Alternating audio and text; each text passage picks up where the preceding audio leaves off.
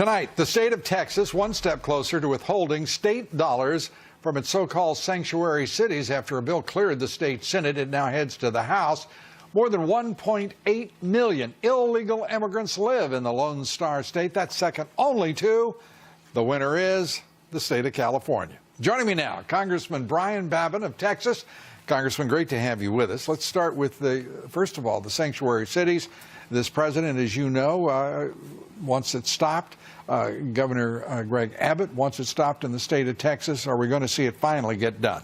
I think we will see that, Lou. Good to be with you tonight, by the way. Great to see you. Great to be up here in New York City. Nasty weather and all. We've had a little of that. But, yeah, I think this is a very, very important step. I really take my hat off to our governor, Greg, and to our colleagues there in the state Senate in Texas. You bet. So I'm proud of them, and this is something that really needs to be done.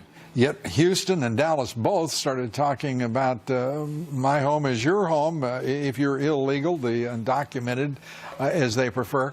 I mean, we're going to watch quite a collision in the state of Texas, which would have been unthinkable, I believe, even 5 years ago. Right. Well, that just shows you how far we have shifted to the left nationally because of 8 years of Barack Obama. And now they've shifted the goalposts of the whole debate. So this is where we are. 6 in 10 illegal immigrants live in 20 metropolitan cities, as cities are wont to be, metropolitan areas, including 3 of them, as you see there in the great state of Texas.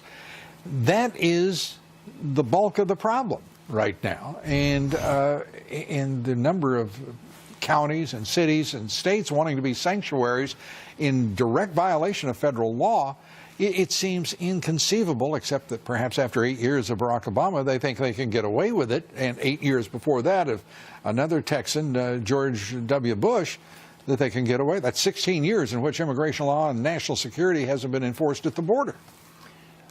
Lou, this is exactly what these executive orders of our new president would do. They would start making us enforce immigration law, try to bring in local governments to help the federal government enforce this immigration law, to establish the rule of law at the border, as well as in what we call interior enforcement, get rid of catch and release, eliminate these sanctuary cities. You know, there are some dead American citizens tonight because we don't enforce that law. Because of the sanctuary cities. Kate Stanley comes to mind. Sure. Right off the bat. What a tragedy. And then we have our... But, you know, we've got more Americans dead than that. Our inner cities are rife with illegal drugs. We're permitting the destruction of generation after generation of young Americans, primarily, who get hooked on these drugs.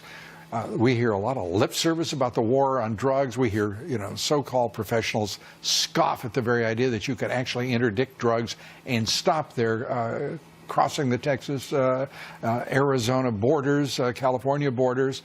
That border with Mexico that's where the majority of meth, amphetamines, marijuana, cocaine, and heroin cross. Not to mention the human trafficking. Yeah, not to mention, that's why, exactly. Right. So if there isn't enough motivation in this country to do the right thing and follow our president and his lead on this, I just can't imagine what it would take. Because there's got to be an explanation. Either everybody is corrupt on both sides of that damn border, or they don't give a damn about human life or this country. We have to be a nation of laws. We must start enforcing the law. We've got to. What more important duty do we have as elected officials than keeping our citizens safe? And the cartels that run a good part of Mexico, you know, government after government in Mexico City hasn't been able to contend with them. Oh. They now have infiltrated the United States. We've got over 1 million gang members in this country. MS-13, the drug cartels themselves, are behind nearly all of the violence in this country and all of the murders.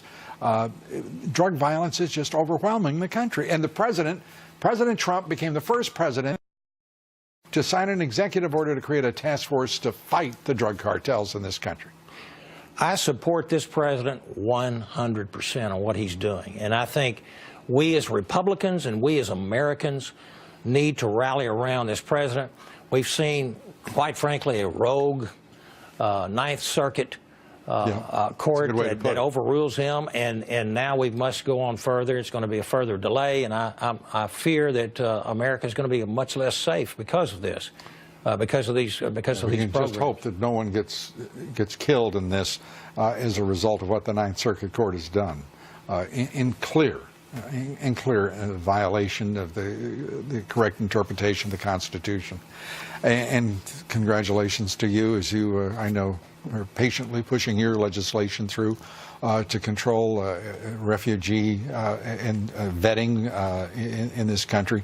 Plus deport criminal aliens. Yes, which would be a novelty in the country after the past 8 years. Right. Congressman, great to see you. We thank you so much. Always good to be with you, Lou. Thank you. Congressman Babin, thank you very much.